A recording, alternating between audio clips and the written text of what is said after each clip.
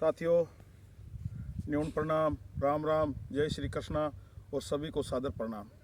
साथियों, ये आपको दृश्य जो नोखा दैया जयमल सर की रोई जो धरना आज 205 दिन हुआ है और उस धरने की स्थिति और यहाँ आपको रूबरू करवाने के लिए हम ये जो किस प्रकार ये लोग यहाँ लगभग 7,000 खेजड़ियाँ हैं और 7,000 खेजड़ियों में से कुछ खेजड़ियाँ इन दुराचारियों ने सोलर प्लांटों में इस सोलर एकमा जो सोलर प्लांट है इसमें से खेजड़ियाँ काट दी गई है। और उसके बाद यहाँ लगातार 205 दिन हुआ है, लगातार धरना चल रहा है और मुख्यमंत्री के आश्वासन 3 बार आश्वासन भी मिला और आश्वासन मिलने के बाद में राजस्थान में अलग अलग बाड़मेर, जैसलमेर और अपना बीकानेर, जोधपुर इन क्षेत्रों में लगातार खेजड़ियाँ कट रही है। और जो शासन का जो राज्य का मुख्यमंत्री जो मुख्य आदमी वो कह देता है कि खेजड़ियाँ आज के बाद कटेगी नहीं और फिर भी खेजड़ियाँ कट रही है, तो हम किसको कहें। और माँ अमृता देवी के वंशज जो सत्ता पक्ष और विपक्ष में लगातार वहाँ बैठे हैं, लेकिन सत्ता पक्ष वाले भी खेजड़ियों को कोई ऑब्जेक्शन नहीं उठाता है, आवाज़ नहीं उठाता है और विपक्ष वाले भी आवाज़ नहीं उठा रहे हैं। और कोई दूसरे लोग जब भी कोई आवाज़ उठाते हैं तो अपनी समाज के बंधु लोग उस पर अंगुली उठाते हैं कि ये महाठग है, ये वो है, ये वो है, ये वो है।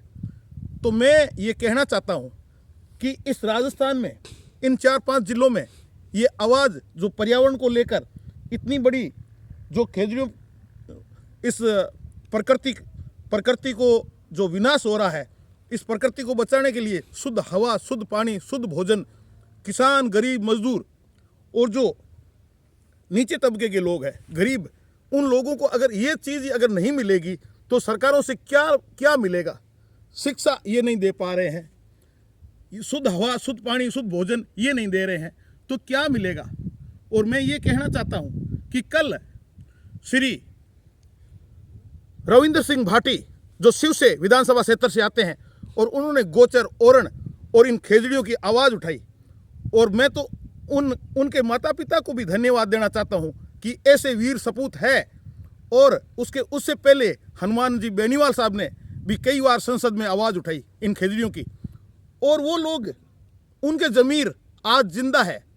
और मरे हुए ऐसे ज़मीर के लोगों को क्या सरकारों में चुनकर आम पब्लिक भेजती है, ये एक प्रश्न चिन्ह खड़ा होता है। और इस पे लोगों को सोचना समझना चाहिए कि सरकार अपने को क्या दे रही है। सरकार उद्योगपतियों को, पूंजीपतियों को, बड़े बड़े लोगों को उनको पनपा रही है। क्या वो गरीब वो जो गरीब लोग हैं, गरीब तबके के लोग हैं, किसान है, व्यापारी है, जो किसान गरीब है, वो उन हाईवे पे चढ़ के कभी भी ड्राइविंग कर सकते हैं? नहीं करेंगे। उनका कोई लेना देना नहीं है। उनको तो शुद्ध हवा, शुद्ध भोजन, शुद्ध पानी चाहिए। आज टेम्परेचर 1.6 डिग्री बढ़ गया, जबकि अगर यही टेम्परेचर 2 डिग्री बढ़ जाएगा तो किसानों की खेती चौपट हो जाएगी और जीव जगत चौपट हो जाएगा और ये मानव ये भी चौपट हो जाएगा। तो ये क्या कर रही है सरकारें? ये कब जगेगा?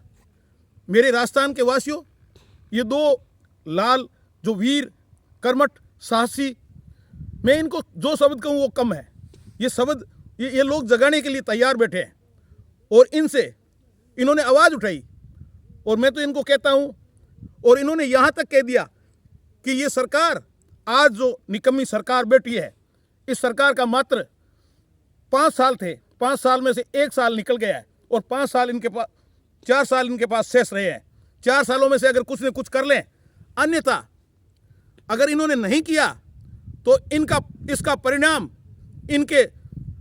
इनके आने वाली औलाद और भुगतेगी। ये तो भुगतेंगे, लेकिन इनकी औलाद और भुगतेगी। मेरा वीडियो लंबा हो रहा है, मैं माफ़ी चाहता हूँ सभी से। और मैं किसी सत्ता पक्ष और विपक्ष से मुझे कोई लेना देना नहीं, लेकिन ये पर्यावरण नष्ट हो रहा है, ये जीव जगत नष्ट हो रहा है, ये बड़ा दुख है।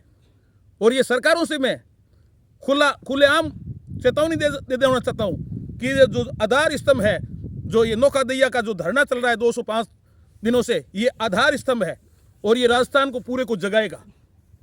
और ये आप जैसे कोई लोग सत्ता में बैठे वो ये नहीं सोचें कि ये धरना हम इस प्रकार समाप्त करवा देंगे या उस प्रकार समाप्त करा देंगे, कोई आश्वासन दे देंगे। कोई किसी प्रकार के आश्वासन, जब तक ये कानून बनकर मार्केट में नहीं आएगा तब तक ये धरना और प्रदर्शन चलता रहेगा।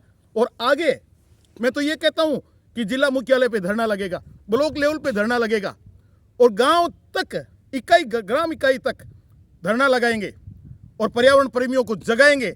और ये धरना का आधार स्तंभ, मूल स्तंभ, इसको मानते हुए सभी लोग ऐसा करेंगे। राजस्थान के पश्चिम जिले हैं 13-14, सभी में ऐसा होगा। और सभी में जो विधानसभा में चुन के जो सदस्य गए हुए हैं, MLAs गए हुए हैं, उनसे मेरा निवेदन है कि इस मांग को, राजस्थान ट्री प्रोटेक्शन एक्ट की मांग मान ली जाए और नहीं मानी तो इसके परिणाम बुरे होंगे। धन्यवाद।